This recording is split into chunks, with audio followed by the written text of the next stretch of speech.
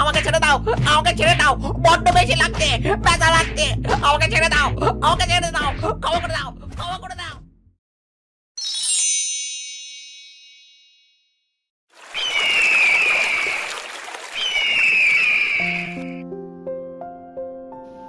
আমার ডিমগুলো তো অনেক দিন হয়ে গেল। এবার ডিম ফুটে আমার ছোট ছোট ছানারা বেরিয়ে আসবে।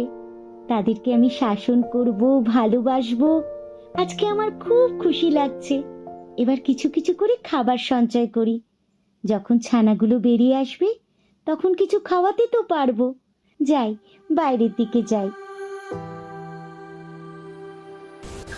হাঁস ঘর থেকে বেরোতেই যাবে, সেই সময় বৃষ্টি চলে আসে।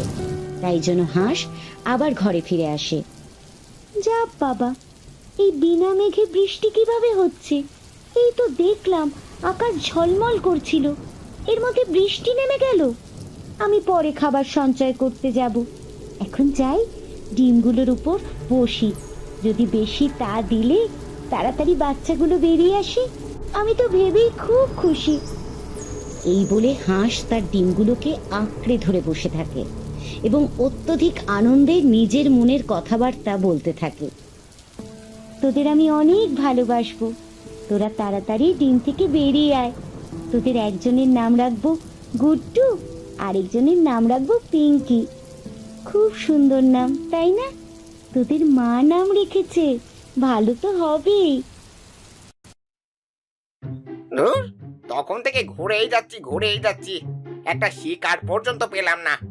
বর্ষায় সব ঘরের মধ্যে ঘুমিয়ে পড়েছে নাকি, আর আমি একাই খালি এভাবে ঘুরছি নাকি? মনে হচ্ছে আজকে আর কিছু জুটবে না। যাই, বাড়ির দিকে যাই। এই রে, আমি তো শেয়ালের সামনে চলে এসেছি। এবার আমি কি করে বাঁচবো? দেখে তো মনে হচ্ছে খুবই ক্ষুধার্ত। আজকে আর আমার নিস্তার নেই গো। অনেক খোঁজাখুঁজির পর একটা পেয়েছি, আর ছাড়া যাবে না। এই মুরগি, পালাতে গেলে কিন্তু এমনি মরবি। চুপচাপ আমার কাছে চলে আয়। শেয়াল, তুমি আমাকে মেরো না। আমি তোমাকে খাবার জায়গার সন্ধান দেব। তুমি সেখানে গেলে তোমার পেট ভরে যাবে। আমি তোকে বিশ্বাস করব কি করে, তুই যদি পালিয়ে যাস? পালিয়ে আর যাবো কোথায়? তুমি তো এত বুদ্ধিমান, তুমি তো ঠিক আমায় খুঁজে বের করবে গো। তখন আমি কি করব? আমি পালিয়ে যাব না গো। তাহলে বল, কোথায় খাবার পাবো? নদীর পাড়ে হাঁসের বাসা, ওইখানে হাঁস ডিম পেড়েছে। মোটামুটি 2টো ডিম আছে, বুঝলে? তোমার পেট ভরে যাবে। তুমি ওখানে যাও, আর দয়া করে আমাকে মেরো না। আমি তো তোমায় খাবারের সন্ধান দিলাম, বলো। বাহ, হাঁসের ডিম! তাহলে তো বেশ ভালোই হলো। ঠিক আছে, আমি যাচ্ছি। পরে যখন খাবারের অভাব হবে তখন তোকে মেরে খাবো। এখন পালা এখান থেকে, আর একদম দাঁড়িয়ে থাকবি না। অনেক কষ্টে নিজের প্রাণ বাঁচিয়েছি বাবা, আর এখানে দাঁড়িয়ে থাকা যাবে না। যাই, বাসায় চলে যাই। বাসায় ছানাগুলো একা বসে আছে, ওদের আবার কোনো বিপদ না হলে হয়। কি হলো গো মা, তুমি এরকম ছুটে বাড়িতে ঢুকলে কেন? কোনো বিপদ হয়েছে নাকি? আমি তো ভয় পেয়ে গেছিলাম, হঠাৎ এইভাবে তুমি ঢুকে পড়লে। তোরা একটু চুপ করবি কি? এদিকে আমার প্রাণটা বেরিয়ে যাচ্ছে, আর এরা ফরফর ফরফর করে কথা বলেই যাচ্ছে। তোদের মা বেঁচে ফিরেছে রে, এটাই অনেক। শেয়ালের খপ্পরে পড়েছিলাম, বুঝলি? সে কি করে যে নিজেকে বাঁচিয়ে এনেছি সেটা আমি জানি। সে কি গো, শিয়াল আবার তোমার পেছনে আসেনি তো? তাহলে তো এখানেও পৌঁছে যাবে, আর আমরা সবাই মরবো। মা, এখানে থাকাটা না নিরাপদ নয়। চলো আমরা এখান থেকে অন্য কোথাও চলে যাই। আমি কোথাও যাচ্ছি না, আর তোদেরকেও কোথাও যেতে হবে না। শেয়াল এদিকে আসবে না, খালি তোরা ঘর থেকে বেরোবি না, তাহলেই হবে। কিন্তু মা, শেয়ালের খিদে পেলে তো, শেয়াল খুঁজে পেলেই তো আমাদের খেয়ে ফেলবে, বলো? আরে মাথা মোটা, ওই জন্যই তো মা বলছে বাড়ি থেকে বেরোবি না। বাড়ি থেকে বেরোলেই তো কারণ না কারোর চোখে পড়বো, তখনই বিপদ। এই তো আমার গুল্লু ঠিক বুঝতে পেরে গেছে। এই কদিন আমি খুব সাবধানে তোদের জন্য খাবার এনে দেব। বাইরে বেরোবি না, বিপদ হবে বুঝলি। আর যখন আমি নিয়ে যাব তখনই যাবি। কিন্তু তুমি শিয়ালের হাত থেকে বাঁচলে কিভাবে? আমাদেরকে শিখিয়ে দাও মা, তাহলে তো আমরাও বেঁচে ফিরতে পারবো। আমায় যখন মারতে এসেছিল আমি হাঁসের বাসার সন্ধান দিয়ে দিয়েছি। এখানে গেলে শিয়াল ডিম খেতে পাবে, তাই জন্য আর আমাকে মারেনি বুঝলি। মা, এটা তুমি ঠিক করনি।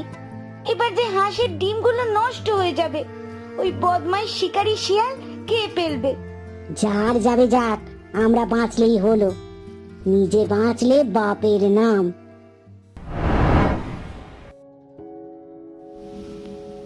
এই তো বৃষ্টি থেমে গেছে, এবার যাই দেখি।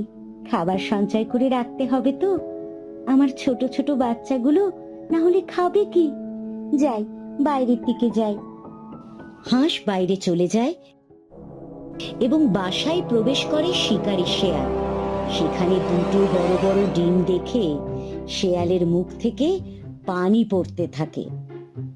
আরে, মুরগি তো তাহলে ঠিক খবর দিয়েছিল। এখানে যে দুটো বড় বড় ডিম, আর এখন হাঁস এখানে নেই।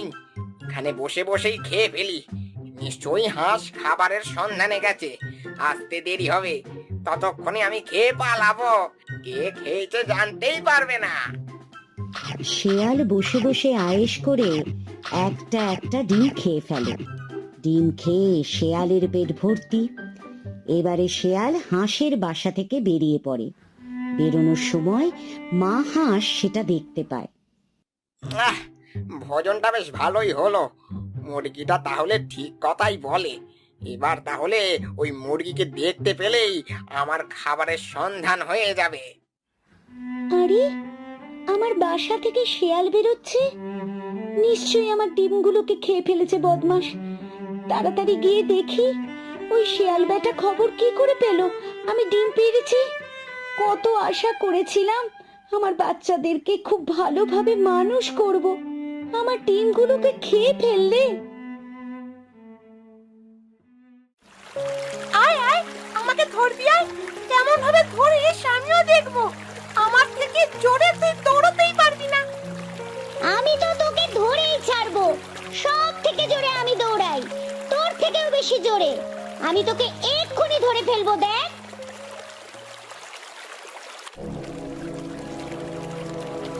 কি হচ্ছে এসব? তোরা বাসা থেকে বেরিয়ে এসেছিস কেন? তোদেরকে আমি বলেছিলাম তো, আমি না বললে বাসা থেকে একদম বেরোবি না। কথাটা কানে যায়নি নাকি?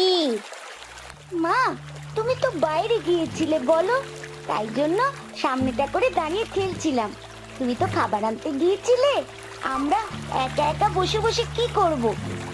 হ্যাঁ মা, ও তো ঠিকই বলছে। আমরা অতক্ষণ বাসায় বসে থেকে কি করব? আমাদের তো বিরক্ত লেগে যাচ্ছিল, তাই জন্য বাসার সামনেটাই বেরিয়ে একটু খেলছিলাম। এতে রাগ করার কি আছে? আর তুমি আমাদের এত বকো কেন?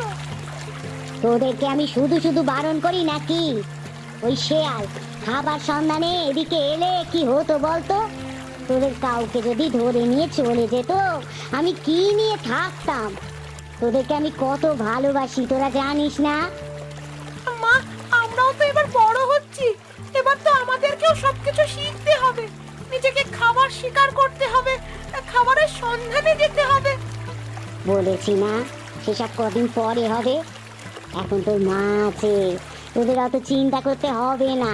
আমি যতদিন আছি তোদের কোনো অভাব হতে দেব না, আর তোদের কোনো বিপদও হবে না। আচ্ছা মা, আমাদের না ভুল হয়ে গেছে, আমরা আর তোমার কথার অবাধ্য হব না। এই গুল্লু, চল বাসার ভিতরে চল। আরে তোরা মন খারাপ করছিস কেন? আমি তোদের ভালোর জন্যই বলছি রে। আমি তো মা, নিশ্চয়ই তোদের ভালোই চাইবো। আয় বাসার ভিতরে আয়।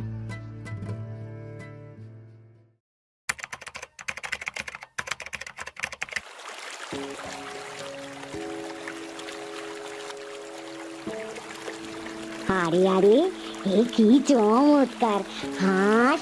তুই এইরকম ভাবে নদীতে ভাসমান বাসা বানালে কিভাবে গো? আসলে শিয়ালের উপদ্রব বড্ড বেড়েছিল তো, তাই জন্য এইরকম একটা বাসা অনেক দিন থেকেই বানাচ্ছিলাম। সেটা পুরোপুরি তৈরি হতেই এখানে চলে এসেছি। এখানে আসার পর আমার ডিম শেয়ালি খেতেই পারেনি। আমার দুটো ছোট ছোট বাচ্চা হয়েছে, এর নাম গুড্ডু আর ওর নাম পিঙ্কি। তোমার তো বহুত বুদ্ধি গো, তাহলে তো তুমি একেবারেই নিরাপদ, আর কোনো বিপদ নেই বলো। হ্যাঁ গো, তুমিও এরকম একটা বাসা বানিয়ে নাও। কখন শেয়াল তোমার বাচ্চাদের ধরে খেয়ে নেবে সেটা তো আমরা কেউ জানি না বলো। তাই আগে থেকেই সতর্ক থাকতে হবে আমাদের। তুমি আমাকে ক্ষমা করে দাও গো, আমি তোমার অনেক বড় ক্ষতি করেছি। তুমি আমার ক্ষতি কবে করলে? তুমি তো সব সময় আমায় সাহায্য করো।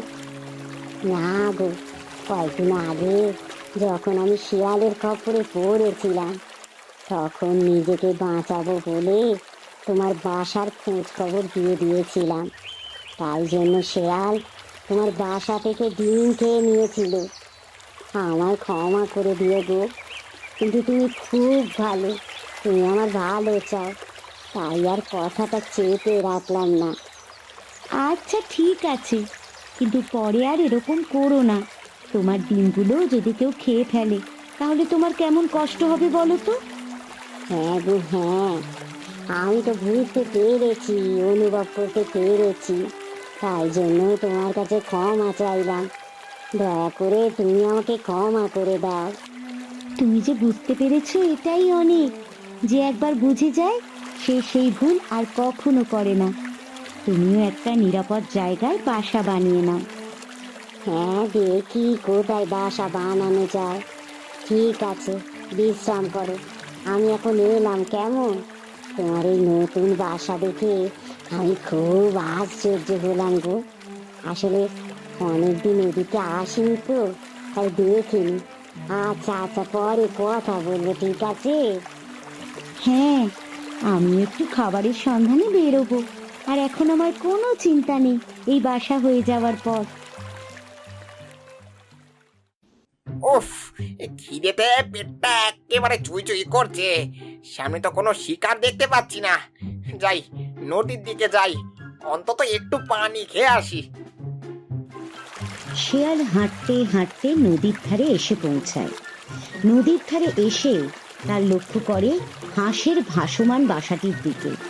সেখানে গুড্ডু এবং পিঙ্কি বসে আছে। আরে, সেই রকম ভাবে নদীতে ভাসমান বাসা তৈরি করলো কিভাবে? তাহলে তো আমি আর ওর বাচ্চাগুলোকে খেতে পারবো না। এবার আমাকে নতুন কিছু ভাবতে হবে। হ্যাঁ, ওর বাচ্চাগুলোকে ভুলিয়ে ভালিয়ে নদীর পাড়ে নিয়ে আসি, আর একবার এসে গেলেই আমার খাবারের বন্দোবস্ত হয়ে যাবে। ওই একটা নদীর পাড়ে একটা শিয়াল এসেছে, মনে হচ্ছে জল খেতে এসেছে। তোমরা আমার সাথে খেলবে? আমার কেউ নেই গো, আমার বন্ধু হবে। আহারে, বেচারার একটাও বন্ধু নেই রে। চল না গুড্ডু, আমরা দুজনে গিয়ে ওর সাথে বন্ধুত্ব করি। না, আমি যাব না, আর তুইও যাস না। মা কিন্তু নদীর পাড়ে যেতে বারণ করেছিল। তুই চুপ কর তো, দেখ না ওই শিয়ালটা আমাদের কত সুন্দরভাবে ডাকছে। ও সত্যি কেউ নেই রে, না হলে আর ওইভাবে তুই না গেলেও আমি বন্ধুত্ব করব। আমার কি কেউ বন্ধু হবে না? আমি কি এতটাই খারাপ? আমার সাথে একবার খেলা করবে, এসো, দেখবে তোমাদের অনেক মজা লাগবে। পিঙ্কি শিয়ালের কথায় বিশ্বাস করে সাঁতার কাটতে কাটতে নদীর পাড়ে চলে আসে শেয়ালের কাছে। এই যে, আমি তোমার বন্ধু হব। তোমার কেউ বন্ধু না থাকলেও আমি থাকবো তোমার কাছে।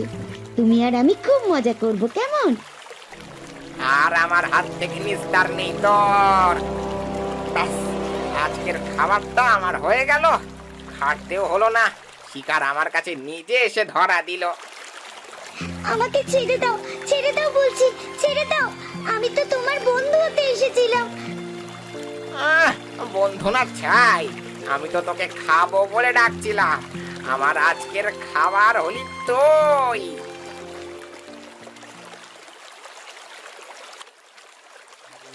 আরে গুড্ডু, তুই কাঁদছিস কেন? আর পিঙ্কি কোথায় গেল রে? তোর সাথেই তো বসেছিল। মা, আমাদের অনেক বড় সর্বনাশ হয়ে গেছে গো। তুমি যাওয়ার পর নদীর পাড়ে একটা শিয়াল এসেছিল। সে মিষ্টি মিষ্টি ভাষায় আমাদের ডাকছিল। পিঙ্কি তার কথার জালে পড়ে তার কাছে চলে যায়। আমি বারণ করার সত্ত্বেও শুনলো না, আর ওই শিয়াল পিঙ্কিকে নিয়ে জঙ্গলের ভেতর পালিয়ে যায়। হায় রে উপরওয়ালা, তুমি কেন আমার সাথে এরকম করো? আমি তো কারোর কোনো ক্ষতি করিনি। নিশ্চয়ই মুরগি আবার আমার বাসার সন্ধান ওই শিয়ালকে দিয়েছে। সত্যি এই দুনিয়ায় কাউকে বিশ্বাস করা যায় না। মা, তুমি ভেঙে পড়ো না, আমি আছি তোমার সাথে। ভেঙে পড়লে চলবে না, আমি তোমার সমস্ত কাজকর্ম করব এবার। তোর বোনটা চলে গেল রে, আর কোনোদিন তাকে আমি দেখতে পাবো না। শিয়ালের পেটে গেল। একবার সুযোগ পাই, তারপর মজা দেখাবো এসে শিয়ালকে। আমরা কি করে শিয়ালের মজা দেখাবো? ওই শিয়াল যে বড় প্রাণী, আর আমরা তো আছি ছোট। উপরওয়ালা চাইলেই সবকিছুই হয়। উপরওয়ালা যদি চায় তাহলে ঠিক হবে। একদিন ওই শিয়াল উচিত শিক্ষা পাবে।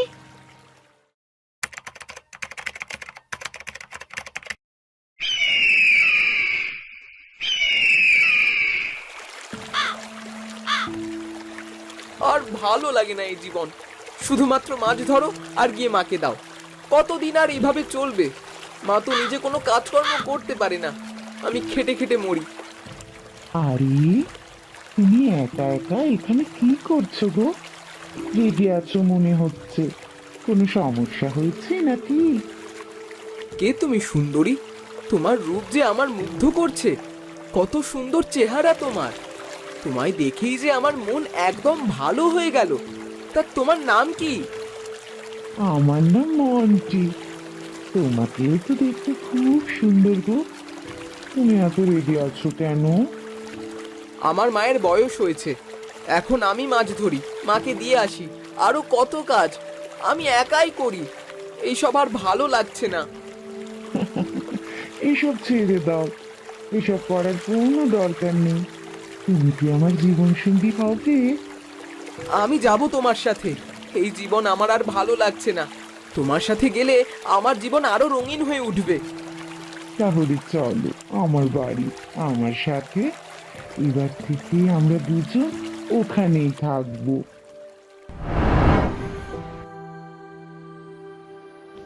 শুনছো, তোমরা কেউ বাড়িতে আছো? তাহলে আমায় একটু সাহায্য করো না। আরে, তুমি এখানে এসেছো, কিছু দরকার আছে নাকি? ভিতরে এসো।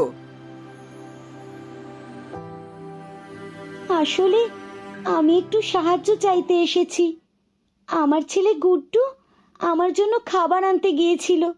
আজকে খাবারের সন্ধানে গিয়ে আর ফিরে আসেনি।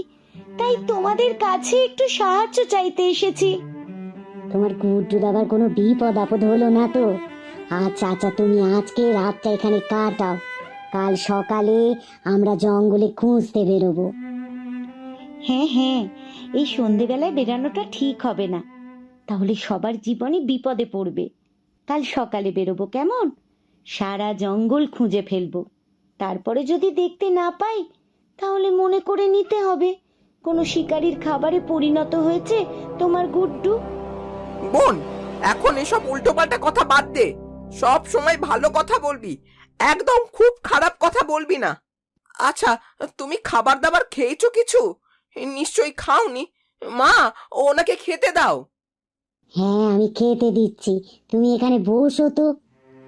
না না, আমার কিচ্ছু লাগবে না। আমি খেতে পারবো না। চিন্তায় চিন্তায় আমার যা হচ্ছে আমি জানি। সত্যি তোমরা খুব ভালো গো, আমার এত সাহায্য করছো। আসলে বিপদের দিনে কাউকে পাশে পাওয়া যায় না। তোমরা পাশে দাঁড়িয়ে আছো, এটাই আমার কাছে অনেক।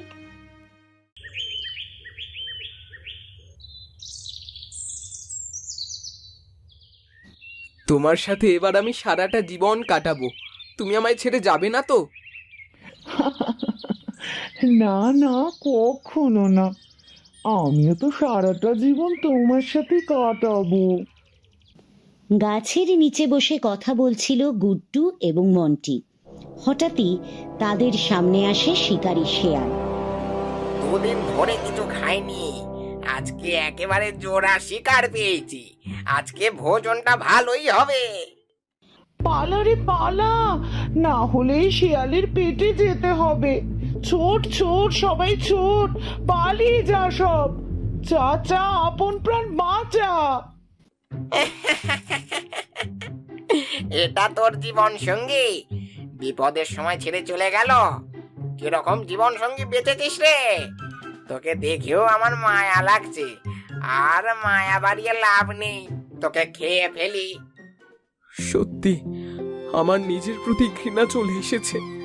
আমি আমার মাকে ছেড়ে দিয়ে এর সাথে এলাম। নিশ্চয়ই মা খুব কষ্ট পাচ্ছে। শিয়াল ভাই, তুমি তুমি একবার আমাকে মায়ের কাছে যেতে দাও। হ্যাঁ, সবাইকে ছেড়ে দিলে আমি খাবো কি? আমি তোকে বাগে ফেলছি, আর ছাড়ছি না। তোকে আমি আমার পেটে ভরবো, তুই যাই বলিস আমি আর শুনছি না। আয় রে আয়, শুধু শুধু আমাকে আর দৌড় করাস না। দৌড়ালে তুই হারবি, তার থেকে আমার কাছে চলে আয়। ঠিক এমন সময় পিছন থেকে একটা লাঠির বাড়ি পড়ে শেয়ালের পিঠে। শেয়াল কিছু বুঝতে পারে না। শেয়াল ঘুরে দাঁড়াতেই দেখে হাঁস মুরগি সব একসাথে মিলেমিশে গেছে। তুই আমাকে লাঠির বাড়ি মারবি? আজকে তো তোরা সকলে মরবি, এক এককে ধরে মারবো। আয় না দেখি কে কাকে মারে, আমিও দেখছি। আমার সন্তানকে খেতে যাচ্ছিলিস তাই তো? বন্ধুরা সকলে মিলে মারো। আহ, আহ, আহ, আহ, আমাকে ছেড়ে দাও, আমাকে ছেড়ে দাও, বড্ড বেশি লাগছে, ব্যথা লাগছে। আমাকে ছেড়ে দাও, আমাকে ছেড়ে দাও, ক্ষমা করে দাও, ক্ষমা করে দাও। আমার ডিমগুলো খাবার সময় মনে ছিল না? আমার একটা ছানাকে ধরে নিয়ে গিয়েছিলি, সেটা মনে নেই? আবার এই ছানাটার পেছনে পড়েছিস। আজকে আর তোর নিস্তার নেই। বদমাস শেয়াল যা হোক তা হোক করে সেখান থেকে বেরিয়ে ছুট দেয়, আর কোথাও থামে না। মা, আমাকে ক্ষমা করে দাও। আমি অনেক বড় ভুল করে ফেলেছি। যে আমাকে জন্ম দিয়েছে, আমি তাকে ছেড়ে চলে আসছিলাম। আমায় আমায় ক্ষমা করে দাও মা। শোন গুড্ডু, আমরা যা করি তোদের ভালোর জন্যই করি বাবা। তোরা বড় হয়েছিস, তোদের রাগ অভিমান হতেই পারে, তবে মায়েরা কখনো খারাপ চায় না রে। এগুলো একটু মাথায় রাখিস। রাগের মাথায় উল্টো পাল্টা সিদ্ধান্ত নিলে নিজেরই ক্ষতি বাবা। এখন এসব কথা থাক, চল তুই বাড়িতে চল, সবাই মিলে একসাথে বসে খাওয়া দাওয়া করব। এসব কথা ভুলে যা, আমি কিচ্ছু মনে করিনি, বুঝলি? চল বাড়িতে চল। আরে সাবাস, খাওয়া দাওয়া, চলো চলো চলো, তাড়াতাড়ি চলো। খাবারের নাম শুনলেই আমার জিভ থেকে পানি পড়তে থাকে।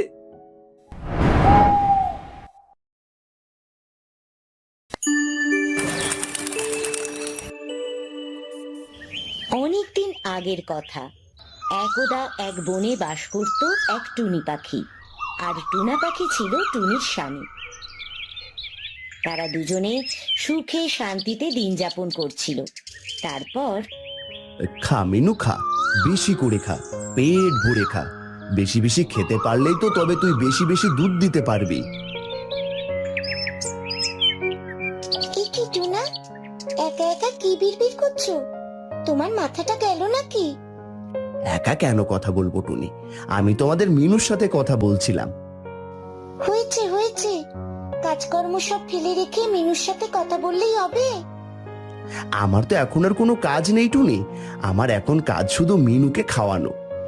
কাজকর্ম না করলে তুমি মিনুকে খাবার এনে দেবে কি করে বলো তো বাপু? খাবার কি আর এমনি এমনি বাড়িতে চলে আসবে? প্রয়োজন হলে তাই আসবে টুনি, একটু সবুর করো, দেখবে খাবার এমনি এমনি বাড়িতে চলে আসবে। খাবার কখনো এমনি এমনি বাড়িতে চলে আসে নাকি? সত্যি সত্যি কি তোমার মাথাটা গেল নাকি টুনা? আমার মাথা যাবে কেন টুনি, আমাদের মিনু দুধ বাজারে বিক্রি করব, তারপর অনেক টাকা পাবো আমরা। সেই টাকা দিয়ে মিনুর জন্য খাবার নিয়ে আসবো, আর সাথে আমাদের জন্য নিয়ে আসবো। এই কথা তো আমি আগে ভেবে দেখিনি টুনা। তাহলে আর দেরি কোথায়? তুমি এখনই আমাদের মিনুর ভার থেকে দুধ সংগ্রহ করে বাজারে নিয়ে যাও টুনা। ঠিক আছে টুনি, যাও আমাকে একটা বালতি এনে দাও, আমি মিনুর ভার থেকে দুধ সংগ্রহ করছি। টুনি তারপর একটা বালতি এনে টুনাকে দেয়, আর টুনা মিনুর কাছে এসে বালতিটা মিনুর ভারের নিচে রাখে। তারপর ভার থেকে দুধ সংগ্রহ করে নেয় বালতিতে। ধন্যবাদ মালিক, আপনাকে আমার ভার থেকে দুধ সংগ্রহ করে নেবার জন্য। এখন নিজেকে অনেক হালকা লাগছে। আমি এখন মনের সুখে লাফাতে পারবো, নাচতে পারবো। কি আনন্দ, কি আনন্দ! বাবা, আমাদের মিনুর দুধ দিয়ে বালতি তো দেখি ভরে গিয়েছে। হ্যাঁ টুনি, এই দুধ বাজারে বিক্রি করতে পারলে আমি অনেক টাকা পাবো। তারপর আমাদের মিনুর জন্য অনেক ভালো পুষ্টিকর খাদ্য নিয়ে আসবো। ঠিক বলেছ টুনা, আমরা যদি মিনুকে পুষ্টিকর খাবার দিই তবেই তো মিনু আমাদেরকে প্রতিদিন অনেক দুধ দিবে। বেলা যে বয়ে যায় টুনি, আর দেরি নয়, আমি বাজার থেকে আগে দুধগুলো বিক্রি করে আসি, কেমন? হ্যাঁ গো হ্যাঁ, দুধগুলো নিয়ে সাবধানে যেও। দুধগুলো যেন আবার পথে পড়ে না যায়, সেদিকে খেয়াল রেখো, কেমন? সে নিয়ে তোমায় ভাবতে হবে না টুনি।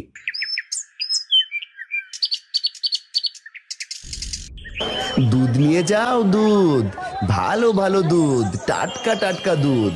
এত ঘন ভালো দুধ কোথাও পাবে না। নিয়ে যাও, নিয়ে যাও, দুধ নিয়ে যাও।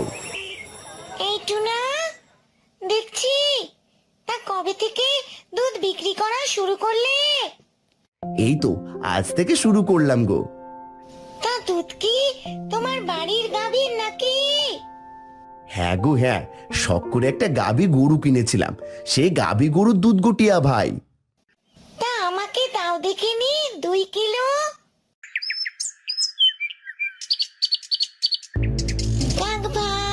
কাক ভাই চললে কোথায়?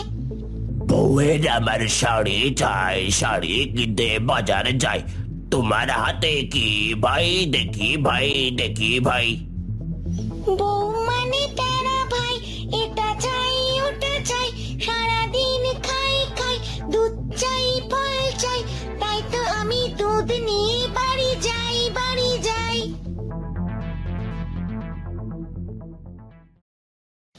যাক ভাই, সব দুধ বিক্রি হয়েছে। দুধ বিক্রি করে অনেক টাকা পেয়েছি। এবার মিনুর জন্য কিছু পুষ্টিকর খাবারও আমাদের জন্য কিছু খাবার নিয়ে বাড়ি যেতে পারলেই বাঁচি।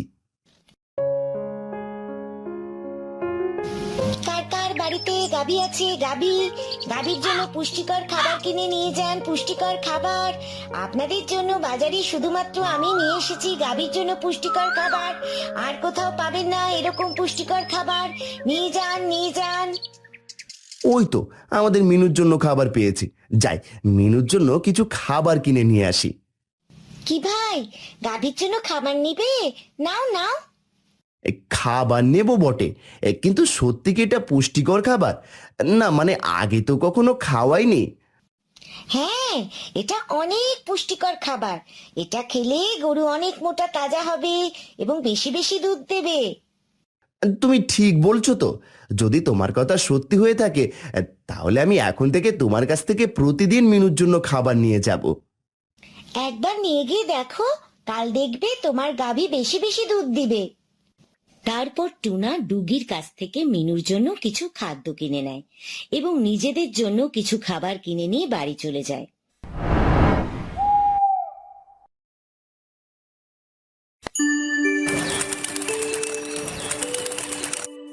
পরের দিন সকালে টুনি, দেখে যাও টুনি, আজ আমাদের মিনুর কতগুলো দুধ হয়েছে। আজ তো আমি মিনুর দুধ বিক্রি করে অনেক লাভবান হয়ে যাব।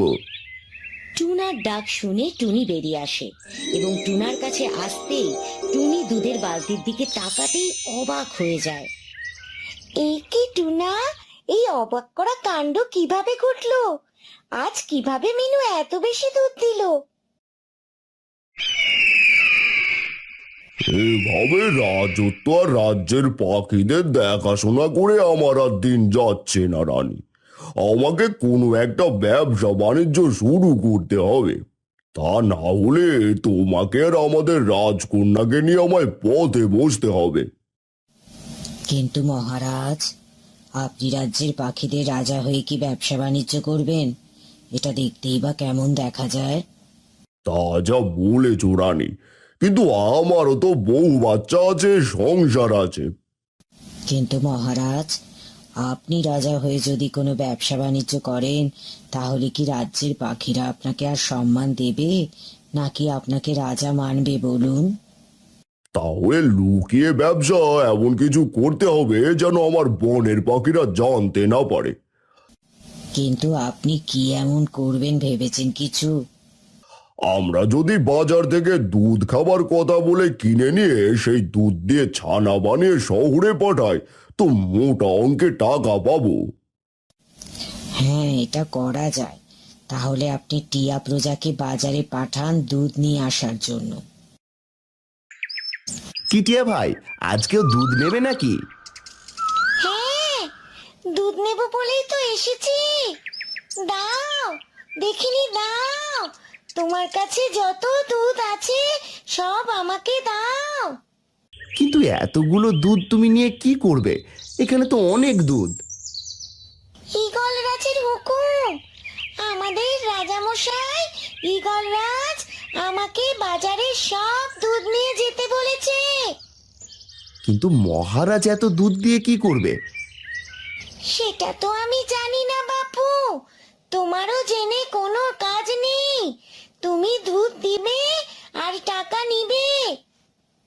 ঠিক আছে, দিচ্ছি। তারপর টিয়া টুনাকে টাকা দিয়ে সব দুধ কিনে নিয়ে চলে যায়।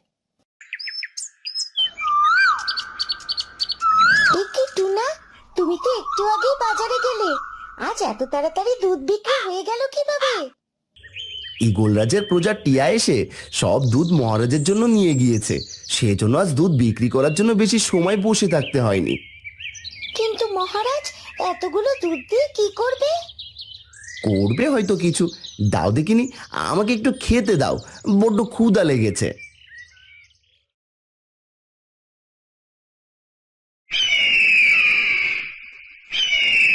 বাহ রানী, বাহ রানী, বাহ, আজ প্রথম দিনে অনেকগুলো ছানা বানিয়ে ফেলেছি দেখছি। কিন্তু এগুলো শহরে নিয়ে যাবে কে? আমি নিজেই এগুলো নিয়ে শহরে যাব। কিন্তু মহারাজ, বনের পাখিরা আপনাকে এগুলো নিয়ে যেতে দেখলে কি ভাববে বলুন তো? আরে রানী, আমি কি ওদের সামনে দিয়ে নিয়ে যাব নাকি? বনের পাখিরা যখন ঘুমিয়ে থাকবে, তখন আমি রাতের আধারে এগুলো শহরে নিয়ে যাব। আপনি যেটা ভালো মনে করেন। রাত হতেই ঈগল মহারাজ তার নিজের হাতে বানানো ছানাগুলো নিয়ে শহরের উদ্দেশ্যে রওনা দেয়।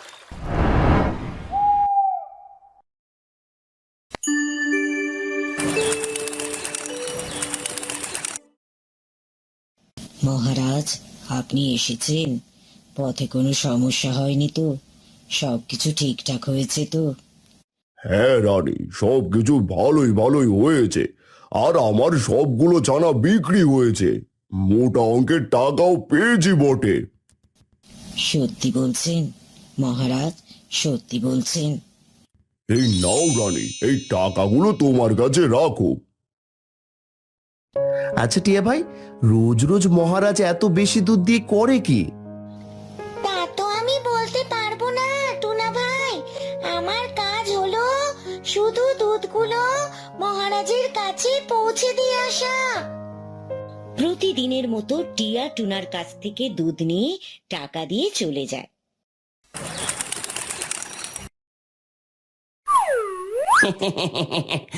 আরে আরে, আমার মাথায় এগুলো কি পড়লো? পানির মতো মনে হচ্ছে, কিন্তু এটা তো দেখছি সাদা পানি। আমার জন্মেও আমি কখনো সাদা পানি দেখিনি। তখন শিয়ালের মাথা থেকে দুধের ফোঁটা টপ টপ করে গড়িয়ে শিয়ালের মুখের ভিতরে যায়। এ কি, আমার মুখের ভেতর কি গেল? মিষ্টি মিষ্টি খেতে মনে হচ্ছে। বুঝেছি, আমার মাথার উপর যে সাদা পানি পড়েছিল সেটা গড়িয়ে গড়িয়ে মুখে গেছে। সাদা পানি দেখছি অনেক সুস্বাদু। আমার তো এই সাদা পানি তৃপ্তি করে খেতে ইচ্ছে করছে, কিন্তু আমি এই সাদা পানি পাবো কোথায়? আমাকে ওই টিয়া পাখির সন্ধান করতে হবে। আমি ওই টিয়া পাখির সন্ধান পেলে তবে এই সাদা পানির সন্ধান পাবো।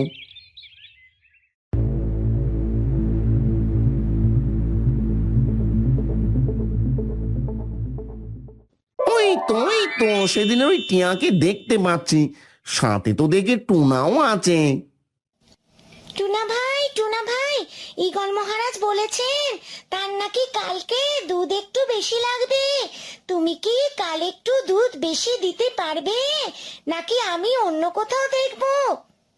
তোমাকে আর কষ্ট করে অন্য কোথাও যেতে হবে না টিয়া ভাই, আমি তোমাকে কাল অন্য দিনের তুলনায় বেশি দুধ দেব।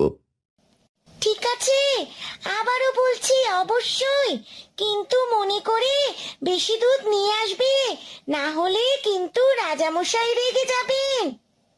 ও আচ্ছা আচ্ছা আচ্ছা, তাহলে ওটার নাম দুধ। আমি তো ভেবেছিলাম সাদা পানি। যাই হোক, গিয়ে একটা হলেই হয়েছে। তুমি আমার উপর বিশ্বাস রাখতে পারো, আমার কথা নয়ছয় হবে না। ঠিক আছে, আমি তাহলে আজ আসলাম। তারপর টিয়া দুধ নিয়ে সেখান থেকে চলে যায়। তাহলে টিয়া রোজ রোজ টুনার কাছ থেকে দুধ নিয়ে যায়, কিন্তু এখন আমি কি করব? টিয়ার পিছু নেব নাকি টুনার পিছু নেব? আমি বরং টুনার পিছু নিই। শিয়াল টুনার পিছু নিতে নিতে টুনার বাড়িতে পৌঁছে যায় এবং দূর থেকে টুনা ও টুনির কথোপকথন শুনে, জানো তো টুনি, কাল ঈগল মহারাজ অনেক বেশি দুধ নেবে, তাই আজকে আমাদের মিনুকে বেশি বেশি করে খাওয়াতে হবে, যাতে করে কাল মিনু বেশি বেশি দুধ দিতে সক্ষম হয়। ভারী চিন্তার বিষয়, রোজ রোজ ঈগল মহারাজ এত দুধ দিয়ে কি করে? এমনকি কাল তিনি এত বেশি দুধ কেনই বা নিবেন? তিনি দুধ দিয়ে কি করে সেটা জানতে বড় কৌতূহল। এত বেশি কৌতূহল ভালো নয়, আমাদের কাজ ঈগল মহারাজকে দুধ দেওয়া, তার বিনিময়ে তার থেকে টাকা নেওয়া। আমরা টাকা পেলেই হয়েছে, কি বলো? তারপর টুনি ও টুনা মিনুকে অনেক বেশি খাবার দেয় এবং মিনুকে বলে, খা খা, বেশি করে খা, সারা রাত না ঘুমিয়ে শুধু খাবার খাবি আর সকালে আমাদেরকে অনেক বেশি দুধ দিবি। হ্যাঁ রে মিনু, সারা রাত শুধু খাবার খাবি আর সকালে বেশি বেশি দুধ দিবি। আমি যে ঈগল মহারাজের প্রজা টিয়াকে কথা দিয়েছি, কাল আমি তাকে অনেক দুধ দেব, না হলে যে ঈগল মহারাজ আমার উপর ক্ষিপ্ত হবেন। তারপর টুনি ও টুনা নিজেদের ঘরে চলে যায় আর পাজি শিয়াল মিনুর কাছে গিয়ে দুধ খুঁজতে থাকে। সেই কখন থেকে দাঁড়িয়ে অপেক্ষায় আছি, কখন যে টুনি ও টুনা এখান থেকে চলে যাবে। যাক বাবা, এখন দেখি দুধ কোথায় রেখেছে। পাজি শিয়াল এদিকে সেদিকে চারিদিকে দুধ খুঁজতে থাকে, কিন্তু সে কোথাও দুধ দেখে না। যা বাবা, এই টুনা আবার দুধ কোথায় লুকিয়ে রেখেছে? কোথাও তো দেখছি না। শিয়াল এদিকে ওদিকে তাকাতে তার চোখ যায় মিনুর ভাঁড়ের দিকে। তখন মিনুর ভাঁড় থেকে টপ টপ করে দুধের ফোঁটা নিচে পড়ছিল। আরে আরে আরে, এই তো পেয়েছি দুধ, তার মানে এখান থেকে দুধ আসে। যাই, আমি গরুর ভাঁড়ে মুখ লাগিয়ে দুধ খাই। তারপর পাজি শিয়াল গাভীর দুধের ভাঁড়ে মুখ দিয়ে দুধ খেতে থাকে। তখন,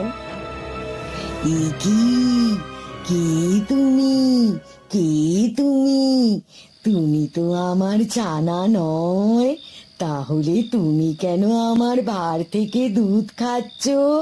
তুমি যাও এখান থেকে, চলে যাও। এই হাম্বার বাচ্চা, হাম্বা, চুপ কর বলছি। তোকে এত চেঁচামেচি করতে বলেছে নাকি? তুমি অনেক খারাপ এবং একটি পাজি শিয়াল।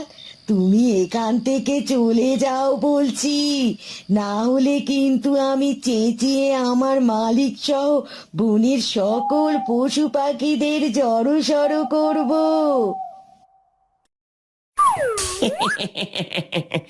আমি সারা জীবন হাঁস মুরগি পশু পাখির মাংস খেয়ে এসেছি, আমার জন্মেও আমি কখনো দুধ খাইনি, আর আমি আজ দুধ খেয়ে বুঝলাম দুধ অনেক সুস্বাদু, আর আমার কাছে অনেক অনেক ভালো লেগেছে।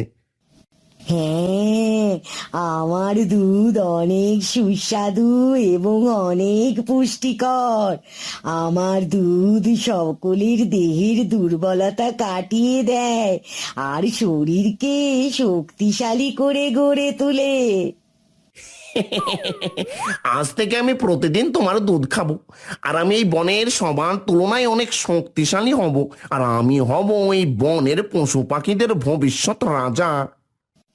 আমি কখনোই তোমার মনের আশা পূরণ হতে দেব না পাজি শিয়াল।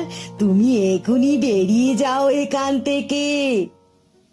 বলেই মিনু পাজি শিয়ালকে একটা লাথি মারে, আর শিয়াল মিনুর লাথি খেয়ে কারেন্টের ঝটকার মতো দূরে গিয়ে ছিটকে পড়ে।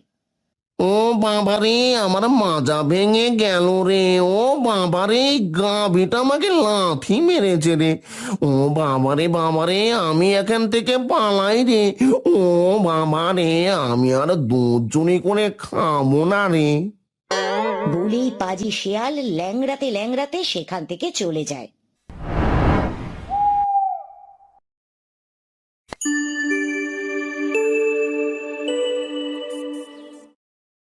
টুনা মিনুর ভার থেকে দুধ সংগ্রহ করতে গেলে বাকি দিনের তুলনায় আজ অনেক অল্প দুধ পায়। তা দেখে টুনা হতাশ হয়ে পড়ে। এ কি মিনু, তোকে না বললাম সারা রাত বেশি বেশি করে খাবার খাবি, আর আজ আমাকে অনেক বেশি বেশি দুধ দিবি? দেখো না টুনি, আজ আমাদের মিনু অনেক অল্প দুধ দিয়েছে। আমি এবার ঈগল মহারাজের প্রজা টিয়াকে কিভাবে দুধ দেব? কি হয়েছে টুনা, এত চেঁচামেচি কিসের? তোমার দুধ সংগ্রহ করা হলো? ঠিক তখন সেখানে টিয়া চলে আসে। টুনা ভাই, বাড়িতে আছো? এই কি টিয়া ভাই, তুমি আমাদের বাড়িতে? তুমি তো আমাকে তোমার বাড়িতে আসার মতোই কাজ করেছো, আমি কি তোমার বাড়িতে না আসার পারি বলো? না মানে, আমি আবার কি করলাম টিয়া ভাই? বললেই হলো, তুমি তো আমাকে কথা দিয়েছিলে, সেটার কি হবে? আর আমি বা এখন গিয়ে ঈগল মহারাজকে কি জবাব দেব?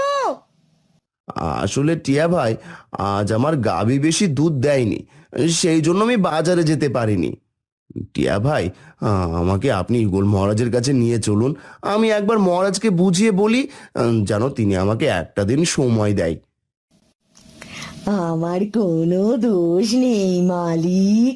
কাল রাতে পাজি শিয়াল এসে আমার ভার থেকে সব দুধ চুরি করে খেয়ে গিয়েছে, সেই জন্য আমি আজ তেমন দুধ দিতে পারিনি মালিক। কি, শিয়ালের এত বড় সাহস আমার বাড়িতে এসে আমার গাভীর থেকে দুধ চুরি করে নিয়ে যায়? আমি এখনই মহারাজকে বিচার দেব।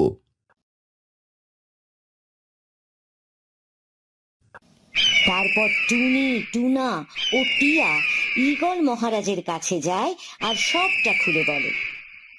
এখনই শিয়ালকে আমার দরবারে ডেকে পাঠাও। আজ ওই শিয়ালের একটা হেস্ত নেস্ত করেই ছাড়বো। ওদিকে পাজি শিয়াল টুনার বাড়ির আশেপাশে ঘুরছিল, সুযোগ বুঝে মিনুর ভার থেকে দুধ চুরি করে খাবে বলে। ঠিক তখন সেখানে টিয়া আসে আর শিয়ালকে বলে, পাজি শিয়াল কি করো এখানে দাঁড়িয়ে? ঈগল মহারাজ ডাকে তোমায়, জলদি আসো রাজ দরবারে। টিয়া ভাই কেন ডাকে রাজা মশাই? করিনি তো আমি কোনো পাখির ছানা চুরি, কেন যাব রাজার বাড়ি? রাজা মশাই অসুস্থ, তাই সবাই আমরা নতুন রাজা চাই। তুমি শক্তিশালী ও বুদ্ধিমতী, তাই তো তোমার হাতে তুলে দিবে মহারাজ তারপর তরবারি। কি, তুমি সত্যি বলছো? আমি এখনই যাচ্ছি। বলেই পাজি শিয়াল গান গাইতে গাইতে ও নাচতে নাচতে ঈগল মহারাজের বাড়িতে যায়। যেতে যেতে পথে দিনে রাতে টুনির ছাটি আর ছানা খাবো একসাথে। যেতে যেতে পথে দিনে রাতে গাভীর দুধ খেতে কি মজা হবে রে। একবার শুধু আমায় বনের রাজা হতে দে রে রে রে রে। তারপর যেই না পাজি শিয়াল ঈগল মহারাজের কাছে যায়, তেমনি বনের সকল পাখি তাদের লম্বা লম্বা ঠোঁট দিয়ে পাজি শিয়ালকে ঠোকরাতে থাকে। ওরে বাবারে বাবারে বাবারে, আমাকে ছেড়ে দাও রে। ওরে বাবারে, আমাকে ঠোকর দিও না রে। ওরে বাবারে, আমি কি অপরাধ করেছি রে? ওরে বাবারে, আমাকে শাস্তি কিসের দিচ্ছ রে? আমার গাভীর দুধ চুরি করে খাবার শাস্তি তোকে দিচ্ছে। বল বল, আর কখনো আমার গাভীর দুধ চুরি করবি?